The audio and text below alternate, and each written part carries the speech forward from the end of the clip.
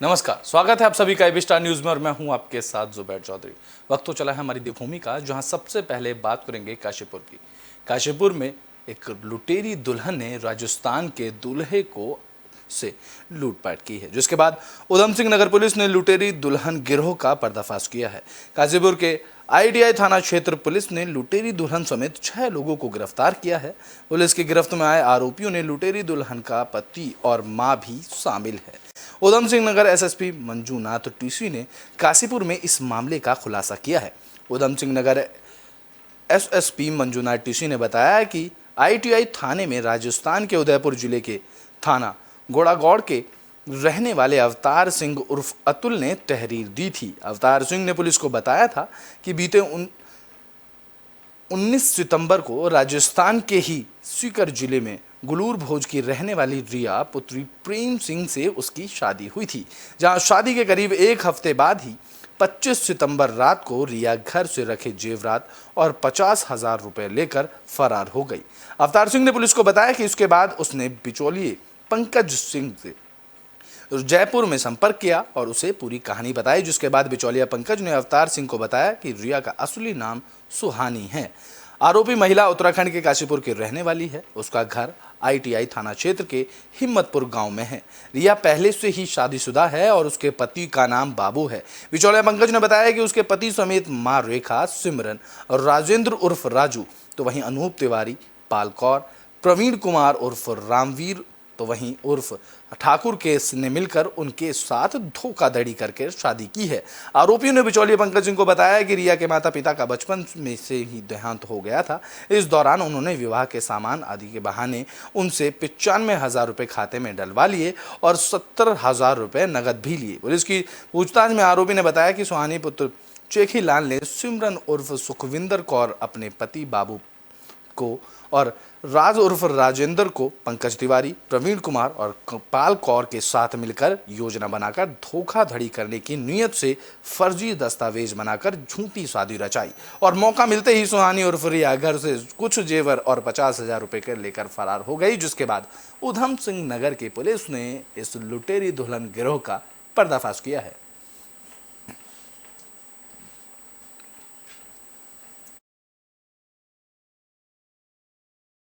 ये लुटेरी दुल्हन का जो गैंग है, ये यहाँ उधम सिंह नगर के आईटीआई और गदरपुर क्षेत्र के कुछ लोग हैं। इन्होंने एक बढ़िया गैंग बनाया है। इसमें आप देख पा रहे हैं तो हमारे पास एक वादी आता है और वो बोल रहा कि साहब मैं 19 तारीख को रिया नाम की लड़की के साथ शादी करा था और मेरी दुल्हन 25 की रात से गायब और घर से पैसे भी लेके भागी हुए, कुछ ज्वेलरी लेके भागी हुई है।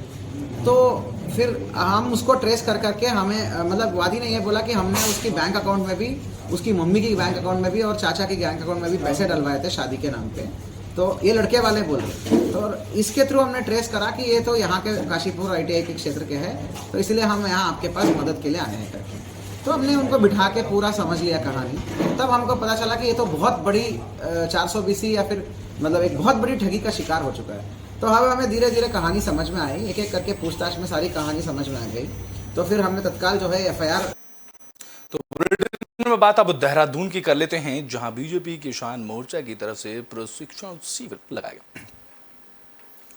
उत्तराखंड भारतीय जनता पार्टी किसान मोर्चा का उत्तर क्षेत्रीय प्रशिक्षण वर्ग का आयोजन आने वाली 29 और 30 तारीख को देहरादून में किया गया। इस प्रशिक्षण वर्ग में 8 राज्य उत्तराखंड, दिल्ली, पंजाब, चंडीगढ़, हरियाणा, हिमाचल प्रदेश, जम्मू कश्मीर और लद्दाख के लगभग 400 प्रतिनिधि ने प्रतिभाग किया। इस प्रशिक्षण वर्ग में भारत सरकार और राज्य सरकार की किसान कल्याणकारी योजना और उपलब्धियों पर प्रकाश डाला गया। भारतीय जनता पार्टी के किसान मोर्चा के राष्ट्रीय उपाध्यक्ष मुकेश मान का कहना है कि भारतीय जनता पार्टी किसान मोर्चा उत्तराखंड अपनी प्रदेश की परंपरा और संस्कृति अतिथि देवो भव का चरितार्थ करने का प्रयास करेगा। इस कार्यशाला में 14 सत्रों में विभिन्न विषयों पर विचार मंथन भी किया जाएगा।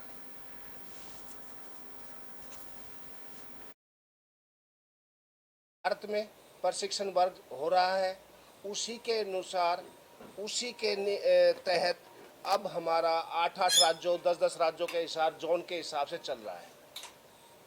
उसी कड़ी में हमारा अभी उत्तराखंड में प्रवास 8 राज्यों का होना तय हुआ है। उत्तराखंड, दिल्ली, पंजाब, चंडीगढ़, हरियाणा, हिमाचल प्रदेश, जम्मू कश्मीर और लद्दाख में। इसमें हमने 29 और 30 तारीख देहरादून में ही तय की है, जो हमारा प्रदेश किसान मोर्चे के नेतृत्व में होगा, और इसमें हमने 14 सत्र तय किए हैं। उसमें हमारा उद्घाटन सत्र 29 तारीख को होगा, जिसका हमारे राष्ट्रीय अध्यक्ष उद्घाटन करेंगे, और उसके समापन हमारे माननीय राष्ट्रीय संगठन महामंत्री आदरणीय BL संतोष जी के द्वारा होगा। उसमें माननीय मुख्यमंत्री उत्तराखंड भी साथ रहेंगे। तो बुलेटिन में बात सितारगंज की कर लेते हैं, जहां होटल और रिजॉर्ट पर प्रशासन की तरफ से लगातार छापेमारी की जा रही है। सितारगंज में पुलिस प्रशासन ने होटलों, ढाबों, रिजॉर्ट में देर रात तक छापेमारी अभियान चलाया। वहीं छापेमारी के दौरान प्रशासन को सितारगंज के एक होटल सितार और सिसोना में स्थित होटल अशोका में अनियमितता मिली, जिन्हें प्रशासन ने दोनों होटल को सीज कर दिया। साथ ही सितारगंज में पुलिस प्रशासन की तरफ से छापेमारी अभियान के बाद पूरे शहर में हड़कंप मच गया। वहीं कुछ होटल व्यवसायियों ने अपने अपने होटलों को पुलिस प्रशासन की टीम के पहुंचने से पहले ही ताले लगा दिए। इस दौरान उप जिलाधिकारी तुषार सैनी ने बताया कि सितारगंज में होटलों में छापेमारी अभियान चलाया गया, जिसमें 2 होटलों में जांच की गई और अनियमितता पाए जाने पर उनके खिलाफ उनको सीज कर दिया गया। बता दें कि उन्होंने आगे कहा कि ऐसे अभियान और भी आगे जारी रहेंगे।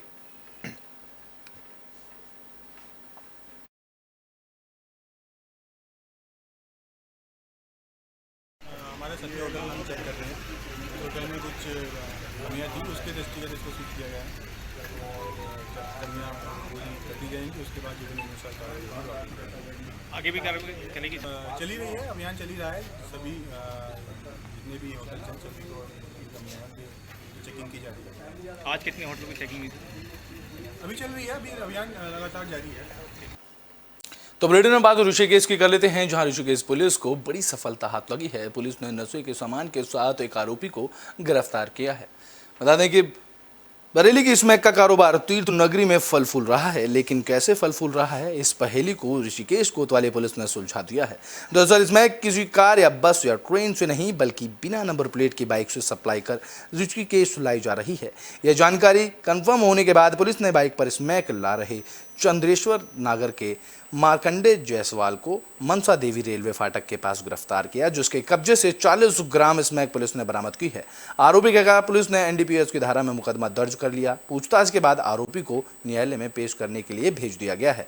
कोतवाल रवि सैनी ने बताया कि आरोपी के खिलाफ ऋषिकेश कोतवाली में आधा दर्जन से अधिक शराब और मादक पदार्थों के तस्करी के मुकदमे दर्ज हैं, जबकि इसी प्रकार के मुकदमे आसपास के थाने क्षेत्रों में भी इस आरोपी पर दर्ज हैं, जिसकी जानकारी पुलिस जुटा रही है। इस दौरान कोतवाल ने बताया कि श्यामपुर पुलिस चौकी प्रभारी आदित्य सैनी को बिना नंबर प्लेट के वाहनों की चेकिंग लगातार करने के निर्देश दे दिए गए हैं, ताकि इस तरीके के आरोपियों को आगे भी गिरफ्तार किया जा सके।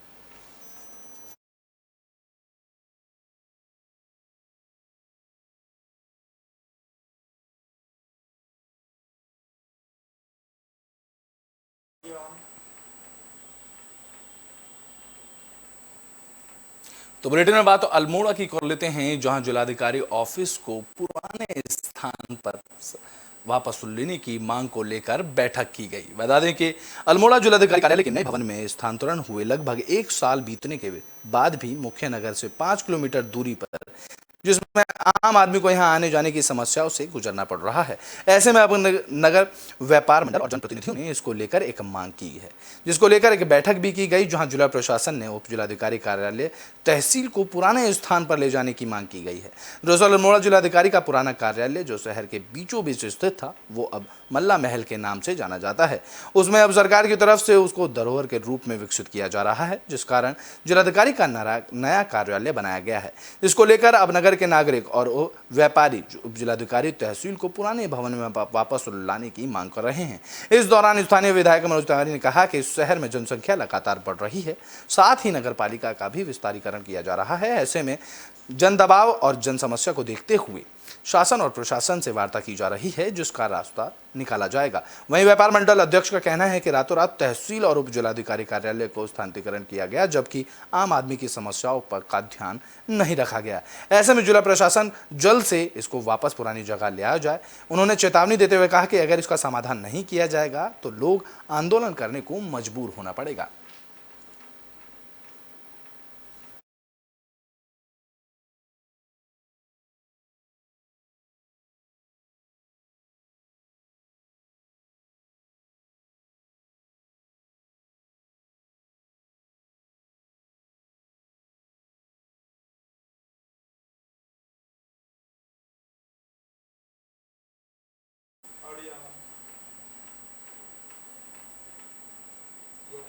तो बुलेटिन में बात कर लेते हैं देहरादून की, जहां उत्तराखंड डाक विभाग के कर्मचारियों ने प्रदर्शन किया है। उत्तराखंड डाक विभाग के आउटसोर्स के जरिए कार्य कर रहे कर्मचारियों की सेवा समाप्ति से नाराज विभागीय कर्मचारियों ने डाकघर कार्यालय में जमकर नारेबाजी की और प्रदर्शन किया। ग्रामीण क्षेत्रों के लिए काम कर रहे ग्रामीण डाक सेवकों ने कहा कि विभाग में पिछले काफी समय से पद खाली हैं और आउटसोर्स के जरिए कर्मचारियों की नियुक्तियां करके उनकी सेवाएं ली जा रही थी। इस दौरान उन्होंने कहा कि विभाग की तरफ से अचानक आउटसोर्स कर्मचारियों की सेवा समाप्त कर दी गई है और कार्यरत अन्य कर्मचारियों से कई पदों के साथ कार्य करने की जिम्मेदारी सौंपी जा रही है। कर्मचारियों ने प्रदर्शन कर चेतावनी दी है, अगर उनकी मांगों पर ठोस पहल नहीं की गई तो वह अपने आंदोलन को तेज कर देंगे।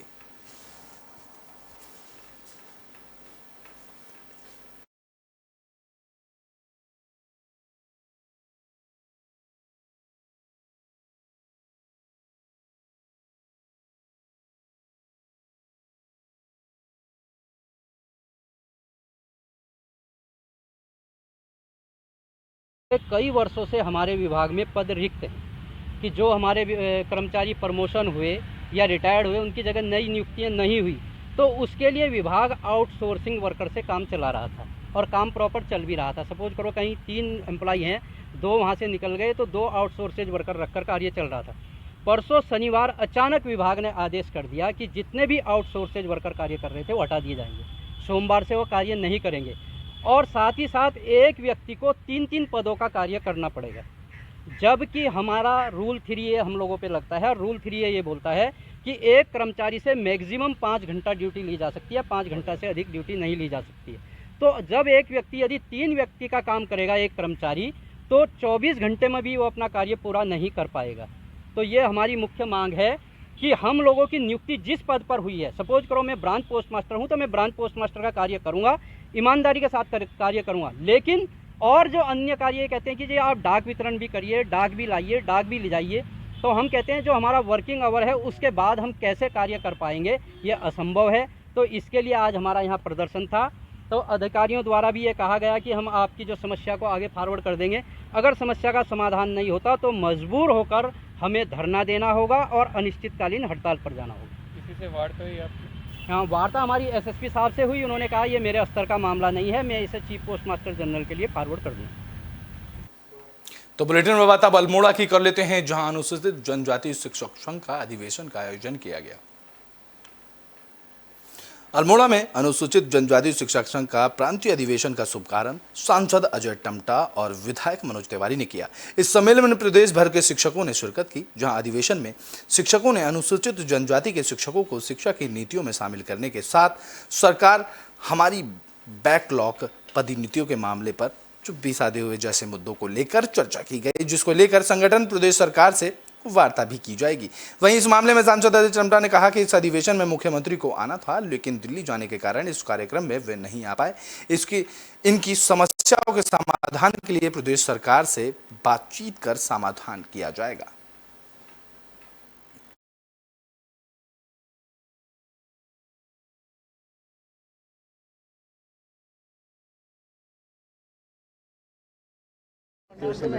जैसा आपको मालूम है कि अनुसूचित जाति जनजाति के तृतीय प्रांतीय शिक्षक संगोष्ठी का अधिवेशन अल्मोड़ा में संपन्न हो रहा है। सरकार में मंत्री भी रहा हूँ, प्रदेश की सरकार में भी, तब भी मैंने बहुत काम किया है। आने वाले समय के अंदर भी समस्याएं आज अभी हमको देंगे, उसके समाधान के लिए सरकार पूर्ण तौर आगे बढ़ेगी। क्योंकि इस कार्यक्रम में मुख्यमंत्री जी ने पहले हामी भरी थी, क्योंकि अचानक उनके कार्यक्रम आज दिल्ली में है और इसलिए मेरे को भी दिल्ली जाना है इस कार्यक्रम के बाद, और शाम को या कल हम साथ ही बैठने वाले हैं। जो आज यहाँ समस्याएं आएंगी उसके बारे में हम कल चर्चा करेंगे। सरकार तक हमारी जो मुख्य समस्या है अनुसूचित जाति जनजाति शिक्षक संगठन की, आज आप लोग देख रहे हैं ये शिक्षक पूरे उत्तराखंड से यहाँ पर पहुँचे हुए हैं। हमारी एक प्रमुख मांग है कि सरकार से कि अनुसूचित जाति और जनजाति के शिक्षकों को ब्लॉक स्तर और प्रदेश स्तर और मंडल स्तर और जनपद स्तर में जो हमारी शिक्षा से संबंधित समस्याएं होती हैं, शिक्षा के बारे में जो नीति निर्धारण किए जाते हैं, प्रमुख मांग हमारी ये है कि हमारे अनुसूचित जाति जनजाति शिक्षक संगठन के पदाधिकारियों को भी वहाँ पर बुलाया जाए। जबकि यह संगठन 2007 से बना हुआ है। प्रत्येक सरकार हमारी उपेक्षा करते हुए आई है और हमारा पहला निवेदन उनसे यही है कि जितने भी सरकार में जो भी विभागीय कार्य मतलब नीतियाँ बनती हैं उसमें अनुसूचित जाति जनजाति शिक्षक संगठन के। तो बुलेटिन के आखिरी में बात कर लेते हैं देहरादून की, जो देहरादून पुलिस को एक बड़ी कामयाबी हाथ लगी है। पुलिस ने 8 चोरी की गाड़ियों के साथ 3 आरोपियों को गिरफ्तार किया है। दून पुलिस को बड़ी कामयाबी हाथ लगी है। थाना रायपुर क्षेत्र अंतर्गत 3 वाहन चोरों को 8 चोरी के वाहनों के साथ पुलिस ने गिरफ्तार किया है। पुलिस ने आरोपी ने पुलिस को पूछताछ में बताया कि उन्हें नई मोटरसाइकिल चलाने का शौक है, जिसे पूरा करने के लिए उनकी तरफ से अलग अलग स्थानों पर जाकर मोटरसाइकिल चोरी की जाती है। गिरफ्तार आरोपियों ने होटल में काम करते हैं, जिसमें गिरफ्तार अभियुक्त के पास से 5 मोटरसाइकिल 3 एक्टिवा स्कूटी बरामद की गई हैं और पुलिस ने इस मामले में 3 लोगों को गिरफ्तार किया है।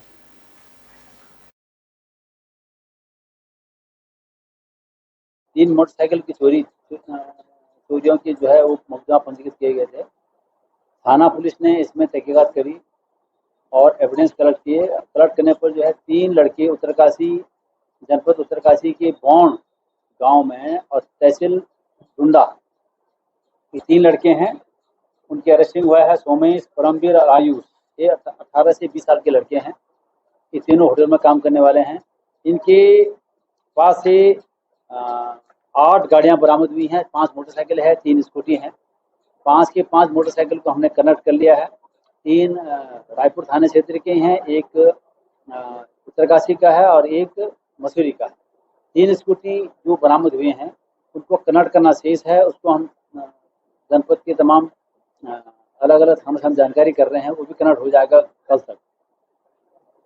ये तीनों लड़के जो हैं नशेड़ी हैं, शराब पीने के आदी हैं और होटल में काम करने वाले। तो ये अपना शौक पूरा करने के लिहाज से ये हमारी देवभूमि में अभी के लिए बस इतना ही। देश और दुनिया की तमाम खबरों के लिए देखते रहें AB स्टार न्यूज़।